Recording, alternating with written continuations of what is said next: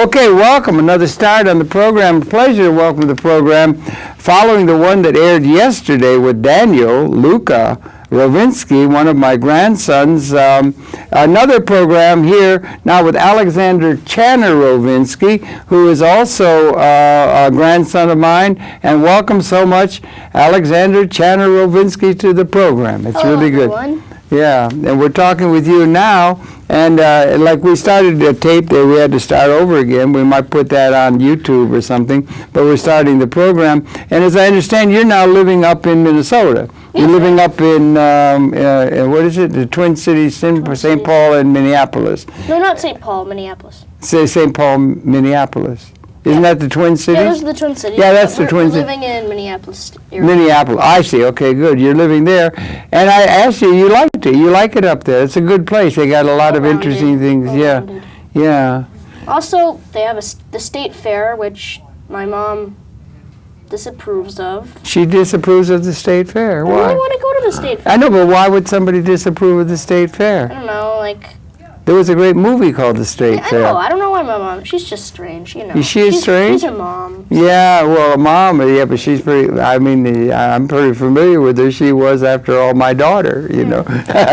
But anyway, the State Fair, there was a film called State Fair. I like State Fair. You got corn dogs, and they got, you know, rides you can ride. You got all sorts you can of throw a activities. baseball and make a guy fall in the water. Yeah. You ever see that happen with a I clown? have. Yeah, that's good. Yeah. And there was a movie State Fair and everything. I think, Really? why wouldn't somebody want to go to a state fair? I don't understand That's that. my mom. No, that's no answer. Why? Would it be, I could understand if they say you're too young to go to a burlesque show where ladies are going to take their clothes off or Yeah. something. You know, that I could That's- you can understand. understand That's a moral thing. But why not go to a state fair? Tell me, what would be the possible reason? What's the reasoning? Well, maybe not because that they don't want their children to be exposed to it, but that they don't want to be exposed to it. Oh, that might be it. I don't want to go to the state fair, so that if you're going to go, I have to go with you, and so I don't want to go, so then that we shouldn't go. Yeah, like maybe That kind they of a think it's thing. too much people, like crowding you. Maybe she doesn't like the food. Uh-huh.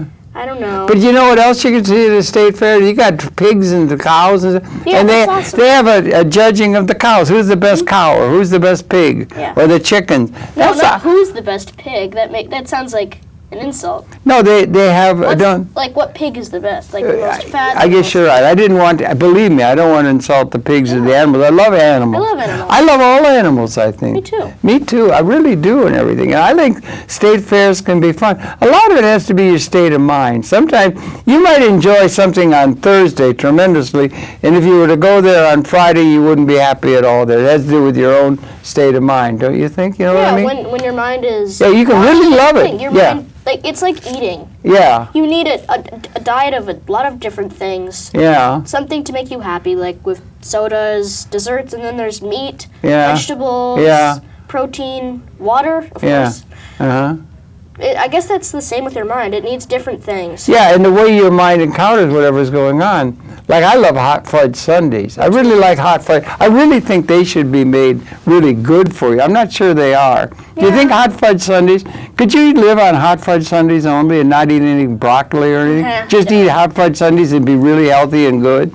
Why are the things that are really, really good? It's like playing on the computer. It's bad for your eyes. Yeah. You need to go outside. How come everything that's really fun and good is not supposedly good It's not for you? good for Why is that? Why did they set it up that way? Yeah, the world is screwed I up. think maybe they should have something other than the way, let's say, God set things up. I think they ought to set it up.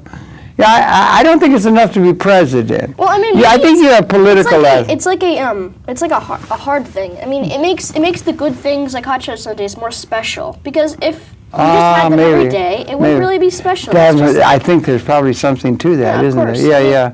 And also, it's probably also to do with that humans have been tasting potatoes, they've been tasting rice, corn, all that stuff. Thank you, yeah. It's really Those are three delicious. big food things Yeah, that they're made actually civilization, really yeah. good and stuff. But, I mean, it's a lot of the time you're really in the mood for like a cheesecake. Mm-hmm. I love cheesecake. too. Yeah, I like strawberries on them too, Because you know. Yeah. the more you eat something, like, because people have been eating corn for eons. Well, yeah, it's been quite a while, so maybe yeah. they're getting About used to it. 8,000 years, I think, you know. Yeah. They made the Neolithic Revolution. You know that term? No. That's when they invented agriculture. Oh, right. Yeah. They invented, and I think there was a lot of domestication of animals, and so that they got security from the food quest. Yeah. We've been here a couple of 100,000 years as species, right? Yeah. And so most of that time we were wandering around in the wilderness, just gathering up food like any other creature wandering around, carrion and stuff like that. Mm-hmm. And then we got agriculture about 8,000 to 10,000 years ago. Yeah. And you had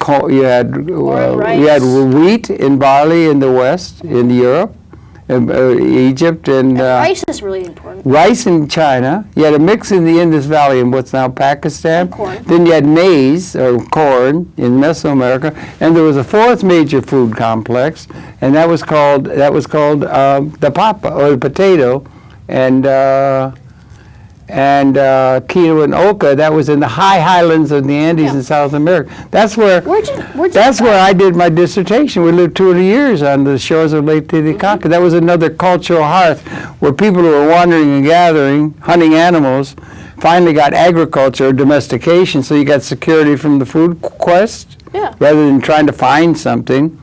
And then they could build civilization. Civilization means city dwelling. Agriculture, I think, is like one of the most important things of human evolution.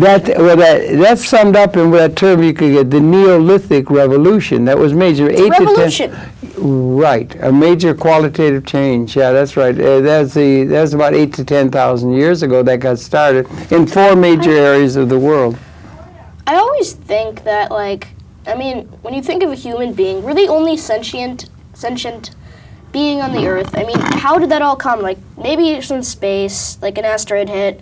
Maybe it was from another planet that brought vapor up and everything. I mean, when you think about evolution, it's so it's mind-boggling. It is indeed, isn't it? It's so I'm thinking about animals and everything. I understand everything that. My mind is just so amazing. Yeah. Every human mind is amazing. It's we're so. I'm with you, brother. I know every day I wake up and I can't believe everything exists that exists. Yeah. It's amazing, all the variety. This is just all I'm still inside a womb, and this is just a dream or something. Because when you see everything, you don't really know how a lot of things work. A camera. Can you just explain everything about the camera right now? I couldn't at all. I'm terrible. I'm not very good at all at that sort of thing. Yeah. It's that's basically the closest we have to magic. When you don't understand something. Yeah, right. It's like magic. Yeah, right. Well, we're on exactly the same page, and it's going exponential now. Yeah, it's going like this. It goes. We learn stuff. We learn, and now it's going and it's going. When we learn another thing, it helps us learn more things. Absolutely. And more things. So in a way, it's going it's every year. Yeah, but that's what you just did was like hyperbolic. That's sort of hyperbolic like that. But when you go exponential, a hyperbolic goes and then it goes straight up like an L. And the changes come every day, Alexander. Every day comes over the transom. I don't know if you know that term. They used to have a little thing over a door that was called a transom. It was a thing you could throw things through. It was at the top. The door's locked, but you could put a book or something through it. Every day over the transom, it's the term for come dozens of brand new earth-shattering discoveries every day now is coming up. Where it used to take 600 years to invent a tack, they now invent something, and the change. What's happening is the change is accelerating very, very quickly. The amount of change in the growing knowledge that we have in there, and then we have ways of preserving the knowledge and using the knowledge, and we have the computer and all this thing in this very time when you're born into it. It's a very unique moment. Yes, but the thing is, right now when we think of a camera, yes, it's not actually that amazing. It is when you really think about it. But camera, you think of that thing. You mean it's a still camera? You got video camera. That had to be invented. You don't really think of it as space-faring civilizations, but it's not really that amazing. It's a camera. Yeah. And then later, a man went on Mars. That would be an enormous thing from now, right now. Well, the one on the moon was an enormous thing. Yeah, but right now, the man on the moon, it's not as exciting as it was when it first happened. Oh, well, I remember the day it happened. Yeah. I remember the day that the man went on the moon. Wasn't it amazing? And it was up, yes. And that was, Lisa was about your mother was about Yeah. 2 or 3 years old, I think, or some crawling around on the ground like a little baby. But- And we had a bunch of crew. I was a professor at university up in New Paltz, New York, upstate New York. You maybe have been there, right? And the day of that, we had a lot of friends. Michael Horowitz, poets and that. And we went on and got a special television set. And we put it in the thing. And it was coming in, the man's coming down, the spaceship, the world's tuned in. It was going to be the day they went to the moon. And we're all there, technophiles, and we're all looking at it on the television. And the guy comes down the steps, and the guy is such a thing. They're going to step on the moon. The thing had landed and everything. And then the one guy, it was really funny because we're all waiting and looking at the television set. He's going to go on the moon. And he says, and here we go. And one of the guys that was there, like a jokester, just as he was about to touch the moon, he pulled the plug on the television set. And we all went, "Wah!" And then he put it back in as a joke, like a Zen moment. It's locked in my mind. If I had just watched that in a routine way, I wouldn't have it locked in my memory bank as well as I do that he pulled this joke. Do you understand what I mean? But also, Anyway, that was the day they walked on the moon for the first time. But I think Lisa was crawling around in the on the floor as a baby toddler, you know. That's your mother. I know. Yeah. But okay, Yeah. like when you watched that, it was so exciting. You're like, oh my It God, was my to God, me, yeah. everything. Yeah. Now, like when we're thinking about Man on the Moon, it's not as Well, you're right, you interesting. know. It's because the human mind thrives for new things. I I think if we that's knew true. if we knew everything, like Yeah. like we could just understand everything, our mind would probably blow up. But if we could, then Right. That's a very interesting concept. I There's think a lot humans to would be know. so bored. You think that? We need to know new things. That's how we came to be, right? Thriving to want to learn. Okay, I think there's something to that, you know. It's hard to know, because a lot of people think it's just chance and necessity they have of There evolution. is some luck and chance and everything, but it's also just Well, what is it? A scientific. lot of people want to think there's a pattern to it that's linked into something like Yeah. God or something. That may or may not be the case, but Yeah. people have this idea. But it could be that it's we just want to know. Yeah, it's amazing that it did happen. We now know it's 13.7 billion years this universe got started, in what they call the Big Bang. I guess you studied that and everything. That's amazing. And we got a photograph. We got a photograph of the shock wave. It's called the W map. It's called Wilkinson. It's a map. The physicists, they got the shock wave of the Big Bang, 13.7 billion years ago, that has been taken by a telescope array within only, I think, 350,000 years after its occurrence. They've taken the measure of that by human consciousness. I mean, that's amazing. And they've got a thing, it's called LISA.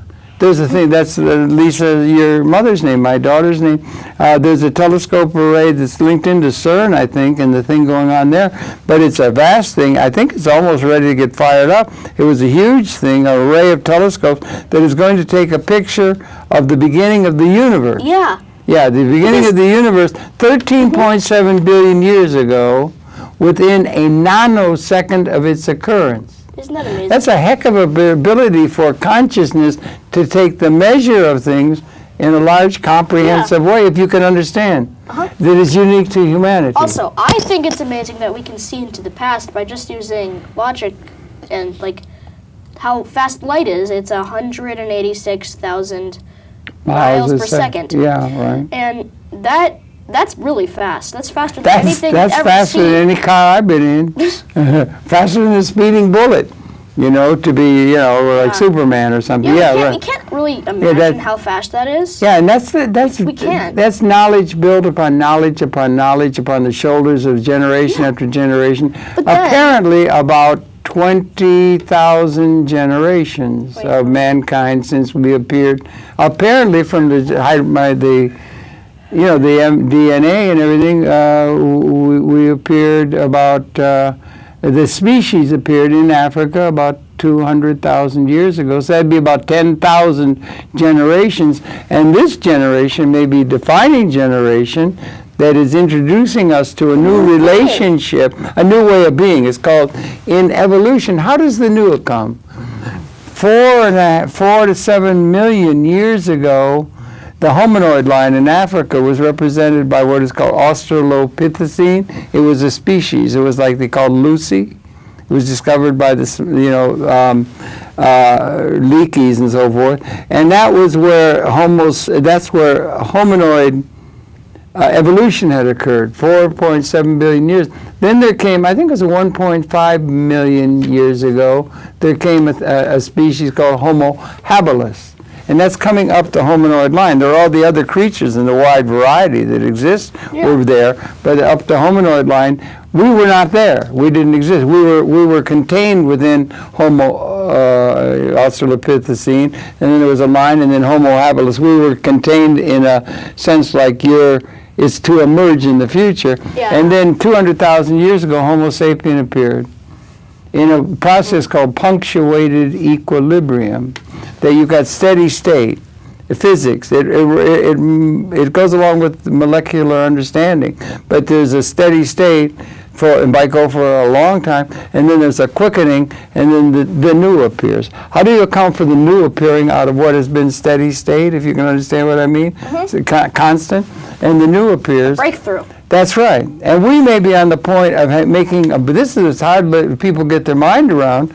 We may be, this generation might be the generation where we're going to make a breakthrough with our own species in terms of something new that's on the horizon in terms of the evolution, just as there was a new thing called Homo sapien was best bound to come out of Homo habilis. Okay, you get the idea? There's something, we've got Homo sapien, and we're about to come into a new relationship to the cosmos in terms of our understanding, which will be transcendent or above what humanity has been. Can you understand what I'm saying? Yeah. We may be at that moment, which would make it very, very unique and very hard. I bet if you were Homo habilis and you were saying everything's cool, here we are, why do we have to have anything new?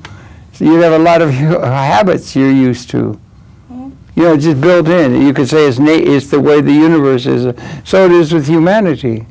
So we may be coming to a point where we're going to come into a new relationship at a speciation level in terms of the broader cosmos, just like Homo sapien appeared out of what had been Homo habilis. Can you understand all that? Yeah. If you do, you're very unique, because most people never even think of that. They only what they call reify or reestablish the institutional structures that have been involved in the name of what is called human history. It's maybe too much for you to bite off. But we may be at a point of qualitative transformation, not quantitative, if you've done mathematics. It's a qualitative change that is like punctuated. That's Stephen Jay Gould. Yeah, I understand what you're... And Eldridge. They came up with how the new appears.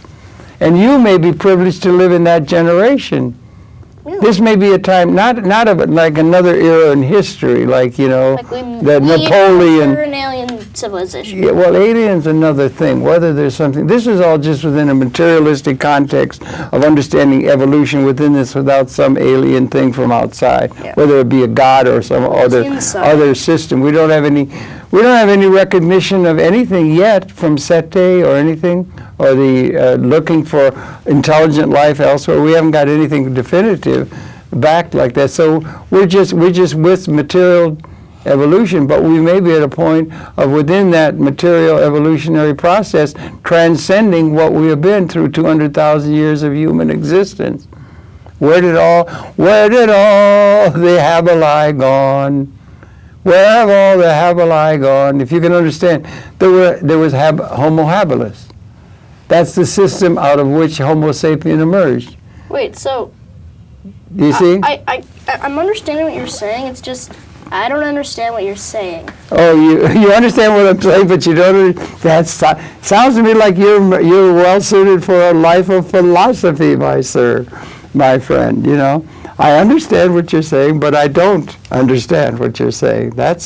You could become a politician. There's two different concepts of understanding what someone's saying. Mm-hmm. I mean, Yeah, what that's we true. were trying to say to me, like the basic thing. Yeah. And like, Well, they got a going little like bit. inside and outside of the main context. Yeah. Well, a time of change, qualitative change. I got off on a tangent, but it is the thing is, life is is really interesting and everything, and you're born into a time where the pace of the change is just growing exponentially faster all the time. It's like a quickening. Yeah, it's really interesting. Yeah. Do you like school? I didn't mean to go off on that. I'm sorry. I'm know. interested in all those Yeah. things, and I do think we're at that time, and it's never mentioned. Yeah, it like, never comes up. It was the conversation was this, like basically the same thing, going off into another thing slowly, but then it just went like that. Well, Yeah, I'm gonna. well, it's on the Yeah, tape. of course. You know, it's the tape. We can go check the tape, right? Or you can check it 20 years from now. Just making a joke. Anyway, do you like school and stuff, or what? Parts of it I really do like, and Yeah. parts of it, bleh. Yeah. What are you in the? You must be in the 6th, 8th grade. No, sixth grade. Sixth. 6th grade, going into 7th. Then you'll be going into June. I'm in 5th grade going into 6th. 5th grade, going into 6th. Yeah. Okay. And is it you like school, or some you do and some you don't, right? Some.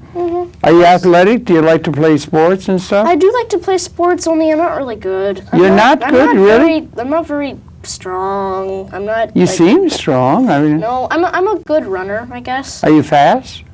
Yeah, I'm. Do you ever pretty time it? fast, Do you and- time it good? No, I don't time it. But I think I'm pretty fast. Do you like your races with I other take guys? fencing, so I'm kind of. Are you fencing? Yeah, Are you I good at fence. that? Are Yes, you? I think That's I'm very pretty good at artful. it. Like, Yeah. for my age, I think Yeah. I'm really good. Uh-huh. But when you, what about swimming? Are you good at swimming? Yeah, I think Yeah. for my age, like. You do the crawl in that, or you don't have swimming meets. You don't swim against each other. I'm trying to remember what it's like to be 11. It's a long time ago, a long time Yeah. ago. It's like I remember I liked baseball. I love baseball. Do you play? I wasn't really on a team ever. Mhm. I was only on a soccer team. My 3 favorite sports that I like to play are hockey,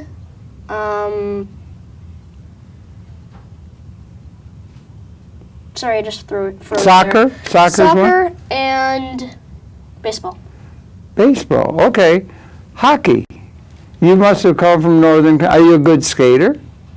I kind of like my feet kind of go like this. I kind of like go at it. Well, wait, how can you be a good hockey player if you can't skate? You mean ice hockey like they do in Canada? I'm not saying I'm good at hockey. Oh, I I'm see, saying you it's- like It's it. my favorite. One of my favorite sports. I mean, You like that better than figure skating? figure skating? No, I'm not a big fan of figure skating. You're not a Because fan I'm of- not very fancy. You're with not very skating. fancy.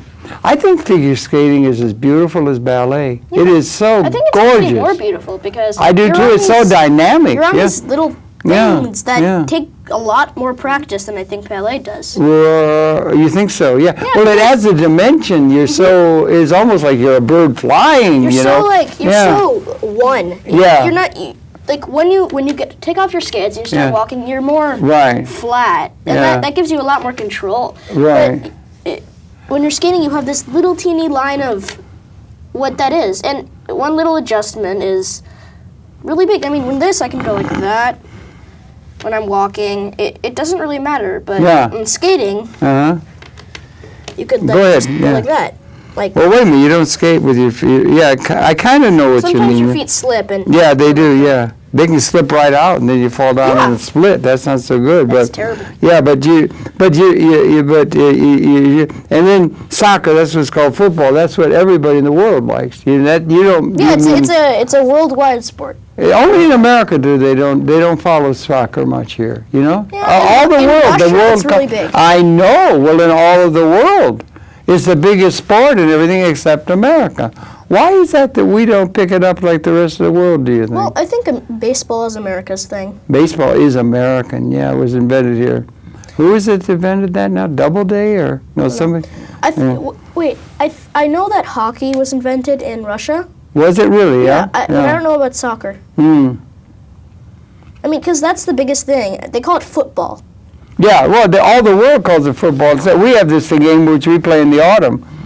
football, which has a different It doesn't game. have anything to do with the foot, unless No. you're like hiking or something. But you like the one where you kick it with your feet and all that kind of stuff? Do you play It's it? more agile. Yeah, You play it? I've been on a team. You've been on a team of that? The Fair Dragons. What they have different? The Fair Dragons? Mhm. What was the name Fair of it? school. The Fair Dragons. Like we're the No, that was the dragons. name of the team. The Dragons. When I was your age, I was a good fan of baseball, professional baseball. You have a team in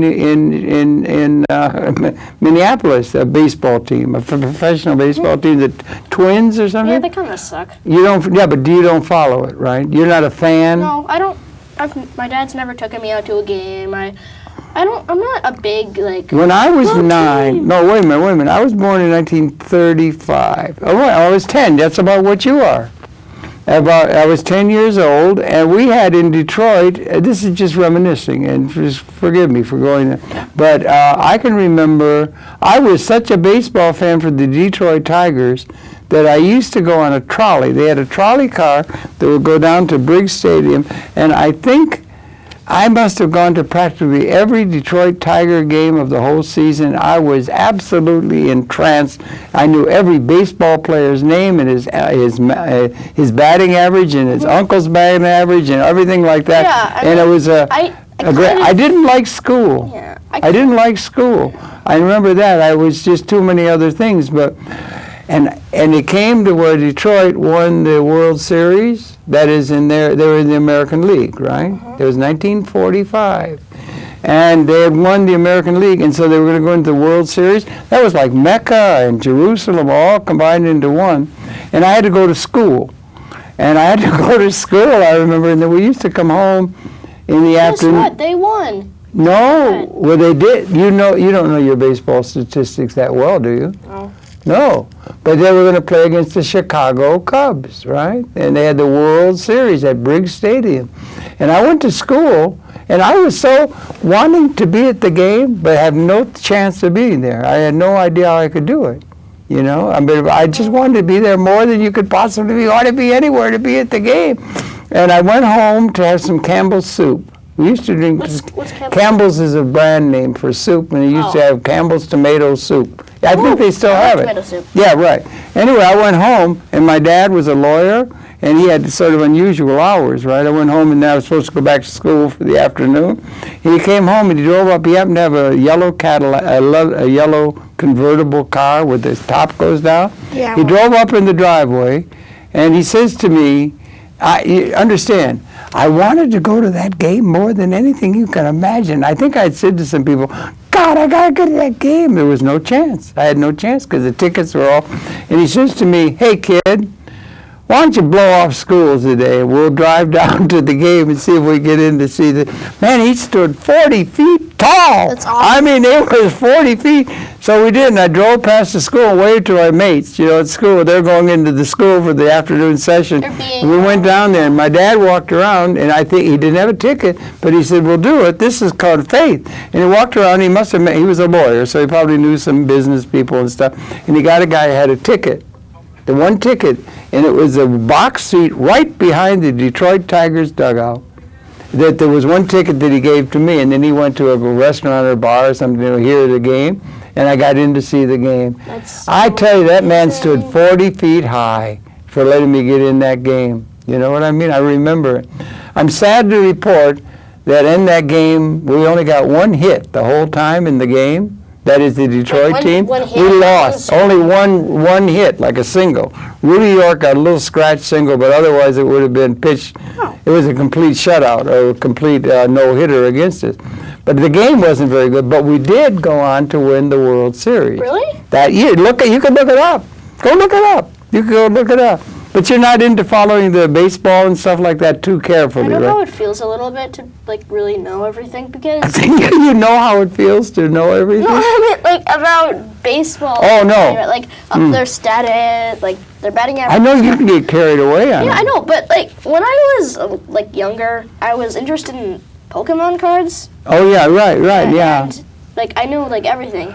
It's like, oh, you have that card. His name is, and then he's level or something like that. Yeah. And now I'm not really interested. You're not in. What are you interested in now? I understand you have some affection for the iPod. Yeah. I understand you know something about computers or something, and there's this thing. There's a man, a very famous man. He's older than I am. I didn't think anybody was hardly, but he was older than me. But his name is, what is it? Gimgrich. He was a major Emmy Award-winning photographer and television maker and filmmaker and everything like that. He came here and sat in this chair. We did a program with him, and he brought with him his iPod, and he was just saying the iPod is unbelievable. And he's introducing it to older people and saying what you can do with his iPod. He called himself an iPod publisher. And he was able to, and he was just saying it's absolutely amazing that you can do it because you can have links and things that can go on inside that.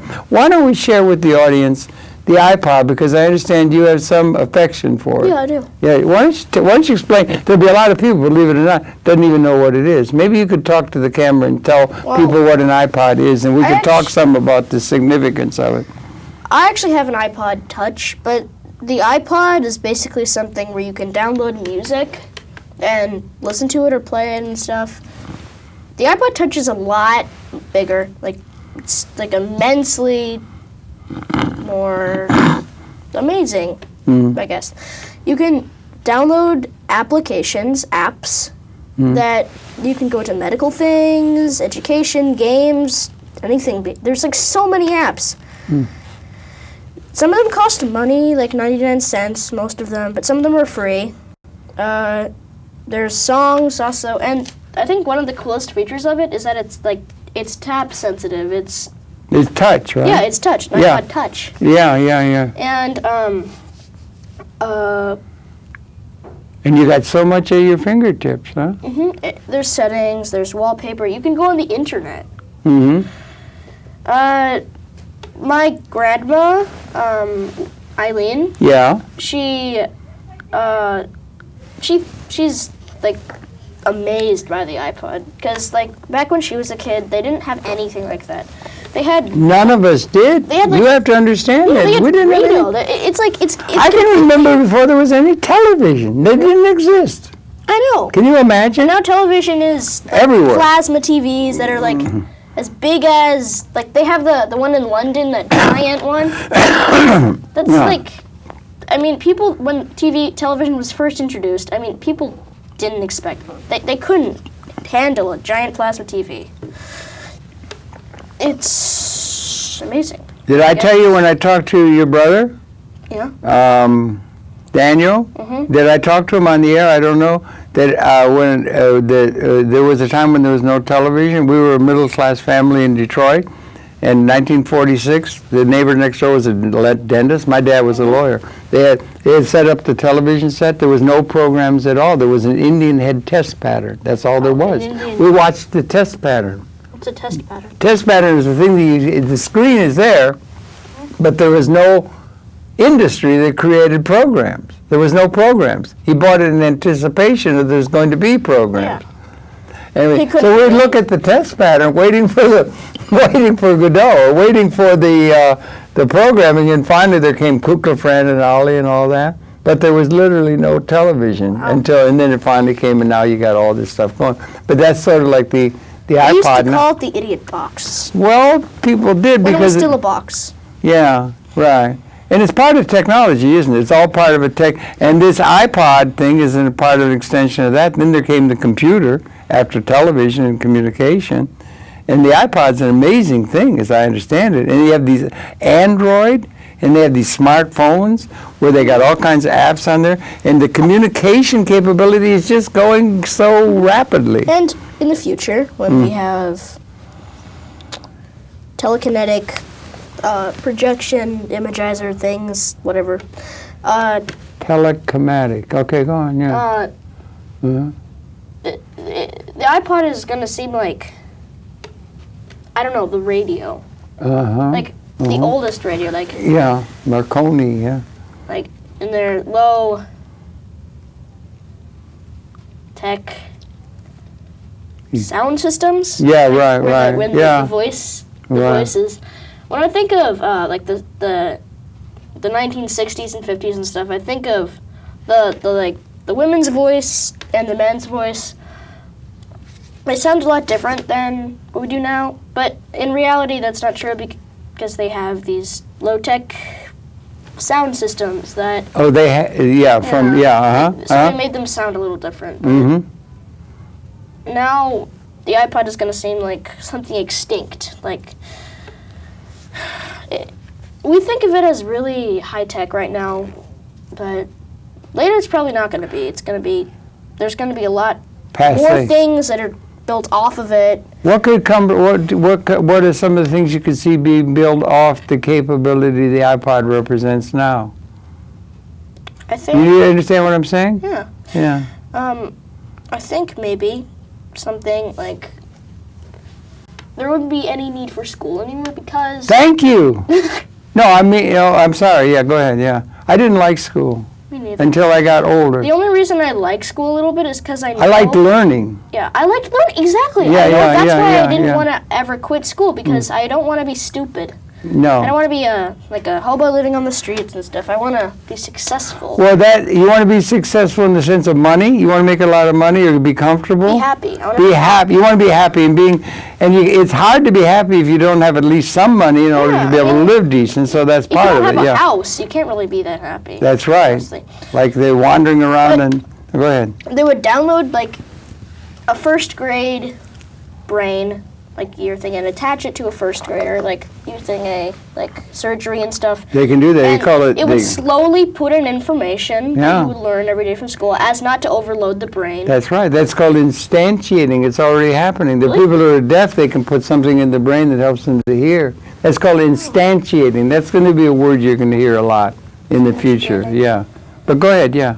Yeah. So I guess the future is coming so fast now. It used to be the future was way off in the future, but now the future is almost now. And it's moving faster all the time.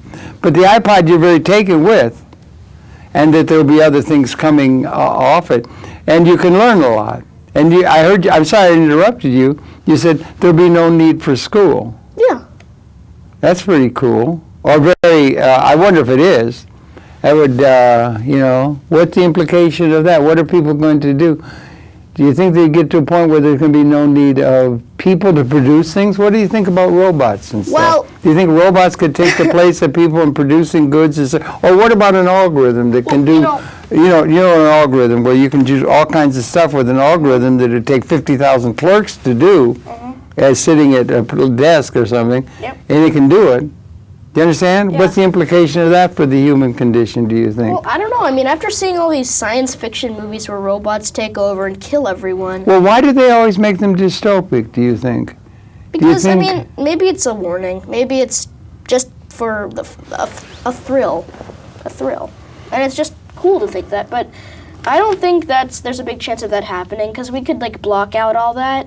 Maybe, if it thinks a special way, it turns itself off or something. I don't know. I don't know if that would be possible. Well, there's a term in news. When people there's a term when you see news. There's a term. It says if it bleeds, it leads. If it's got some terrible danger involved in it, that'll get people's attention. Yeah. So all of the projections about what the technology might mean. Do we ever see anything? I just think it's worth thinking about, right? I just thought about it now talking to you. Practically all of the projections of the technology is like Arnold Schwarzenegger movies, or you got a Terminator, or you got some robots going to come and kill everybody, and the hero's going to do in the role. It's all what they call dystopic. I don't know if you know that. That means it's bad. It's going to be a bad outcome for that. And you never see any movies about, or do we see any movies about how that technology might be able to make you much more happy and free in real terms. Everybody. People like danger and hardship. I mean, if you think so. A happy American man brushing his teeth, going to work, everything was cheerful. Well, they had a lot of that. It's called advertising. Yeah, that's why I don't like advertisements. Right. Not much people like advertisements. It's not action. It's not any problem. People like problems, so they can fix it. it gives them more to think about. That's a thought, isn't it? 'Cause Yeah. the human mind, as we talked about before, thrives for new things. Yeah, well, that's good. I think that there's a trend that seems to be inherent in the way things have evolved. I mean, there's that kind of thing. So, would you be, optimistic, pessimistic? There's a capability. Humanity has they have the ability to ask questions that a lot of the creatures can't, like, what's it all about? It's called self-reflective consciousness. Yeah. They can ask, what's it all about? How did this come to be? These kind of, I don't think a crocodile thinks that way. The crocodile's thinking, or most of the creatures think, how do I get something to eat? Or it's at a very basic level. But Basically, the creatures that don't think like us, they want to reproduce. That's that's their main That's purpose. instinctive, yeah. They have and we have that. They wanna eat. And we have that. You realize we're part of the whole evolutionary process. It's all interconnected. And The Olympic, or they call it the reptilian core, is part of our nervous system. Do you understand that? It's built upon the reptilian core is part of our consciousness. And then the neocortex came much later. But the instinctive patterns are things that have been held and were useful in order to keep that line going in evolutionary terms. So we've evolved out of that, and we're linked into that past, let's say, they call it reptilian because it has a certain reptilian constituency to it. It's instinctive. And a lot of the things that you just do instinctively, but anyway, yeah, that's what happened. But then we get to this point, and but then you have, but they can ask a question. The Cro-Magnon cavemen, if it's Cro-Magnon 30,000 years ago, probably were able to sit around and say, boy, those mastodons are really big, and what's it all about? What does it mean? How did we get here? These kind of questions. That's called self-reflective, and they're also You able. actually think about why. Exactly, the beginning of. How. Yeah. So I don't think most creatures have a capability to do that in any. Although everything's connected, we understand everything's connected to everything else. It's all one system. I mean, when you think about life itself, Yes, sir. A fly. Yeah. First, there's this big explosion. There's gases, everything, and then you get this thing that can eat. It needs to eat to survive. Eat bioproduce to survive, keep healthy, and it has the ability to reproduce itself with another one, two genders. Right.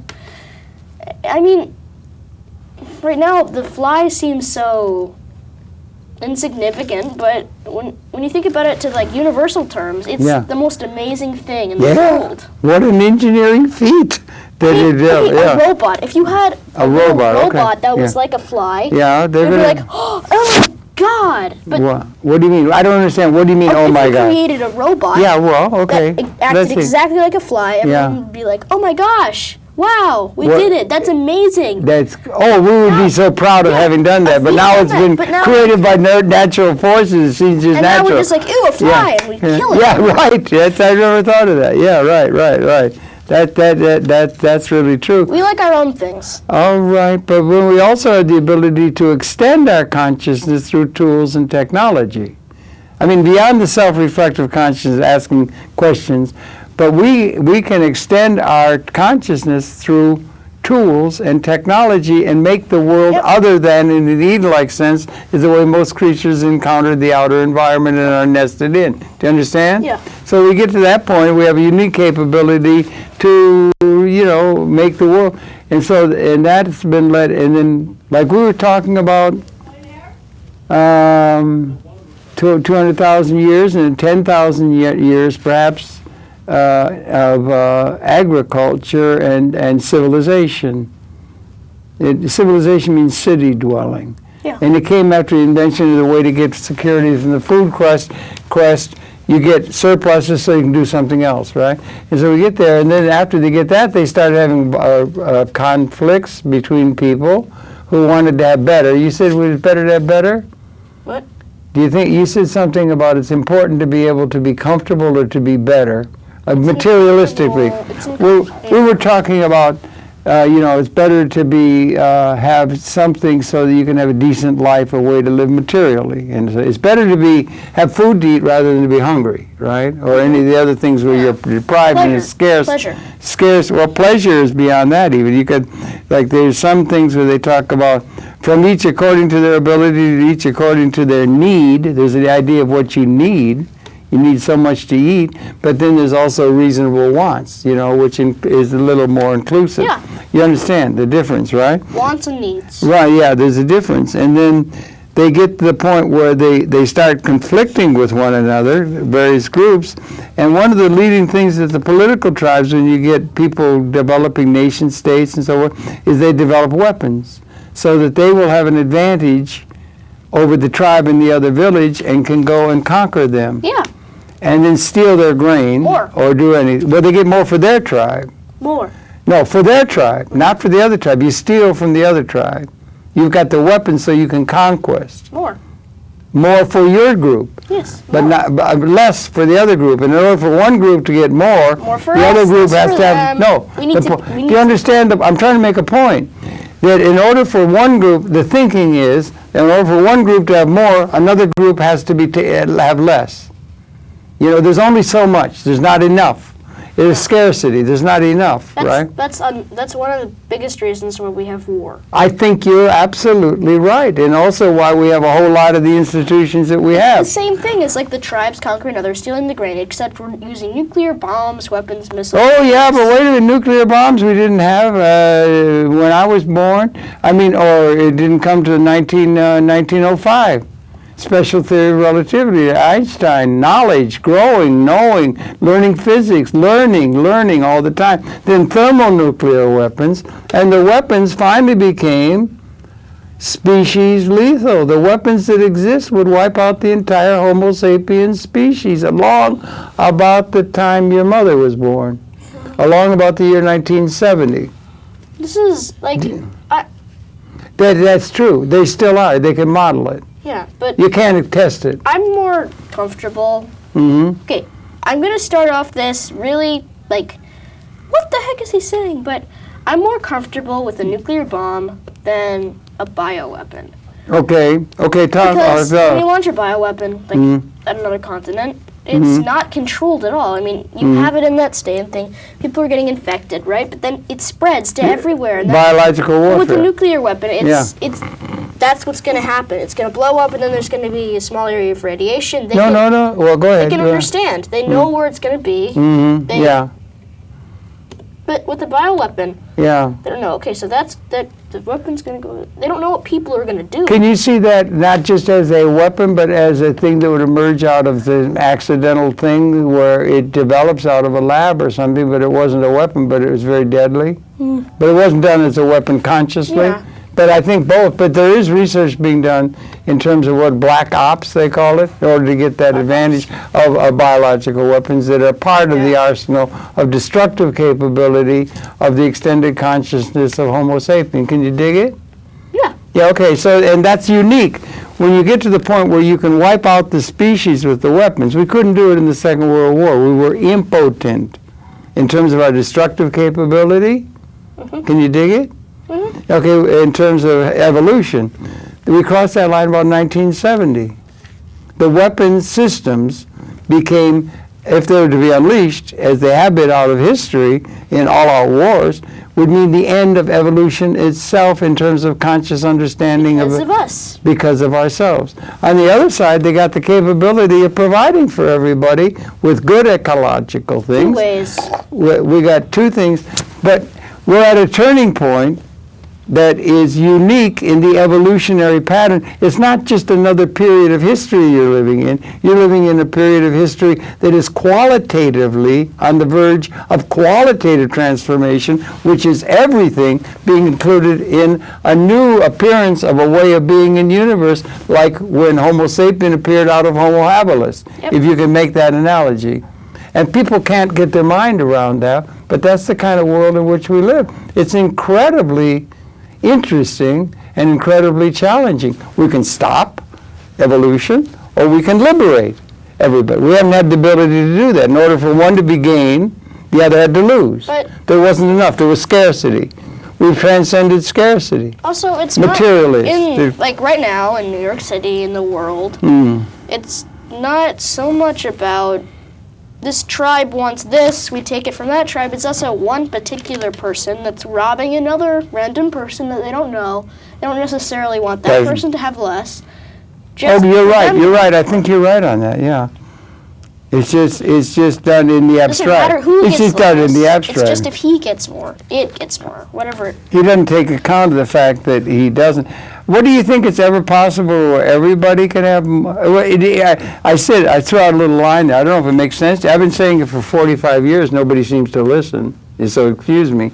But that equally significant existential, do you understand that term? I mean, above the normal perception, the fact that we can destroy Ourselves. the species, not the tribe, Yeah. or something, the species, Everything the process. Everything that we know. Okay, Not everything that we know, but that did not occur within the lifetime when I was born. We could not do that when I was your age. But now we can. We can, and we crossed the line about 1970. Now, can you take that? They could call that killingry. We got the ability to kill, and that's called in politics. We're going to play a program tomorrow with the guy Beecher, who's the son of my sister, so he's a part of the family, right? And everything. But that's another older fellow.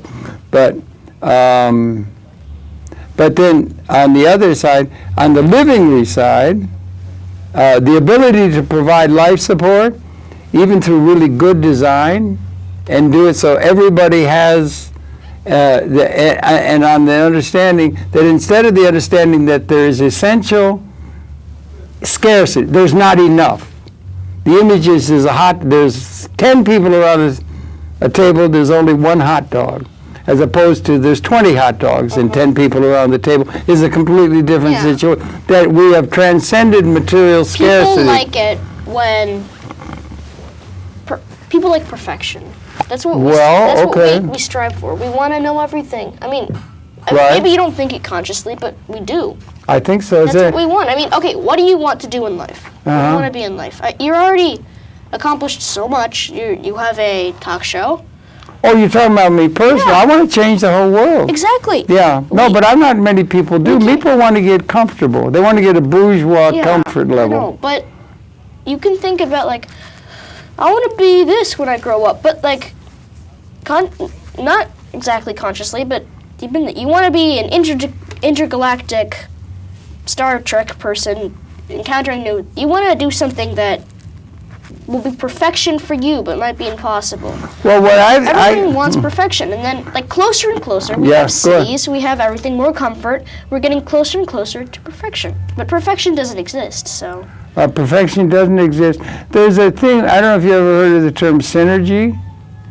Synergy. You ever heard of energy? You I've heard of energy. Yeah. Okay.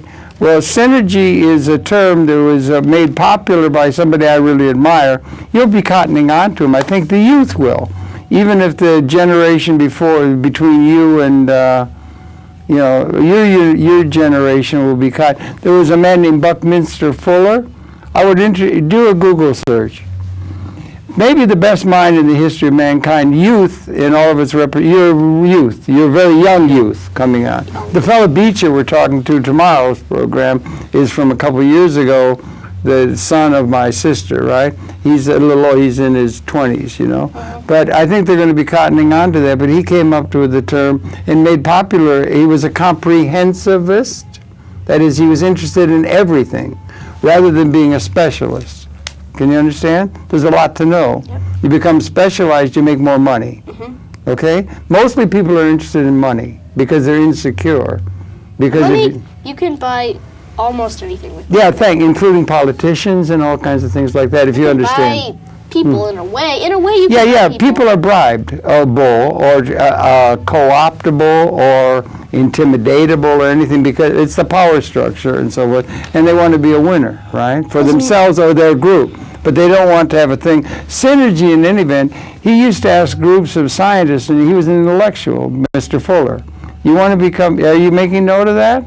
You want to look him up, okay, and get cotton on to him. Mr. what? Maybe the best mind in the history of mankind. They did in a comprehensive way. not a systems way. And systems could be used so that, okay, let's all get together and make this automobile efficiently. You're going to make the left tire, I'm going to make the right, and they're working in combo. But synergy has a meaning of the whole system. I mean, it's systems thinking, where you're thinking comprehensively, not specialized. And if they get everybody, if the people who run the world get everybody specialized, that's called divide and conquer. They get so wrapped up in their thing, or their tribe, or their thinking, or their discipline, or whatever, that they're not thinking about the whole pattern. And that's called, and he was a systems thinker, Mr. Fuller. And He thinks of everything as... No, thinks of everything on even into universe and so forth, and physics and so forth. Yeah. So he did it. And synergy is something you might want to be aware of, I would suggest. But he said he would talk to an audience of 1,000 people or something, and he said, has anybody heard of the word synergy? No hands would go up. Everybody heard of energy. Synergy is behavioral systems unpredicted by the sum of the parts. It's operative in universe. At a molecular level, there's something resonatingly more. You said, how do you want to have perfection? There's something resonatingly more than the sum of the parts. There's something more than the sum of the parts. Synergy in the universe is synergetic. How long? We got 3-4 minutes left. So wait, before we end this. Yeah, okay. I just want to say one thing. Okay, I'm Go ahead. probably gonna show off and show someone this on YouTube. Mm-hmm. Probably my friend Zion, which I You got a friend, I yeah? lied to that. I said that I was in a YouTube video, and now I didn't lie. I didn't lie, of course I didn't. But now I can. Never mind. Sorry. Okay. No, that's all right. Zion's a friend of yours? Yes, he is. And what, you're going to be on YouTube? You mean this talk we're doing? Yeah, I Is think right. It'll be up. It'll be Yeah. up within a couple of hours of our talking. We're going to go hard to our house and meet Humphrey the dog and the 2 cats, and we're going to have some food, and we're going to put it up on YouTube together. Okay? Okay. Anyway, he would say synergy. So synergy is a behavior system unpredicted by the sum of the parts. There's something resonating more. What does that mean exactly? Well, it means there's something. It means in realistic terms. There's no absolutes that we can know. No. There are resonances more than the Right, sum of the yeah, parts. I understand. Have you heard of a thing called Gaia? Gaia? I recognize that name. Gaia is a thing of James Lovelock in England and everything. But there is, and so that the universe is synergetic, and you cannot know when you're in the womb what it's like to be outside of the womb. So the evolution comes, and it's coming up as so that Homo sapien is synergetic to Homo habilis. You can't know as Homo habilis what it is to be Homo sapien. Do you understand that? But- that we come from Homo habilis. I've been thinking. Now, what about we're coming to the end of Homo habilis? We're coming into a new synergistic, Yeah. resonating, liberated humanity where everybody can realize their full potential, desire, understanding, in a liberated, like people in an orchestra, where everybody's everybody has their best, and there will be a resonancy that will accommodate us to universe, transcendent to what we've been throughout the Homo sapien species experience. We're coming to the end of that in a punctuated equilibrium way. Yeah. Can you understand maybe that? Like So we're sort of inside of a thing that's going to be qualitatively transformed, liberated. Okay? liberated. Now that's something I've been trying to get people, and I just put that out for you to think about and putting it on YouTube. I can understand that. Okay, well that's good and everything. And so that's the time in which you're born. You could have been born 200 years ago. Right. There would be no chance that you were gestating. We wouldn't know. But to be born in that time, the Chinese say, save us from living in interesting times, because it's not only very possibility of qualitative transformation, but it's also it's very dangerous, because this is the most dangerous time. But okay. We only got about 30 seconds left, so you got to go to haiku. Do you know haiku, how to do haiku poetry? Do you know haiku? Yeah, I do. Well, do a haiku. You've only got about 30 seconds left. This is it, buddy. It's almost over. You got I don't know 30 exactly, seconds. but Think of okay, something to say. Think quick now. Quick. You only got 30 seconds. We got to go. Last thought. The last thought. What last thought do you want to throw out to the audience? To your just friend forgot. Zion, you forgot. How did I forget that? That was like 5 seconds. Anyway, this is great. The thing is, great talking to you, my grandson. Great talking to you. Really good to meet We're one of the you. only people that actually understand how I feel. Well, I understand.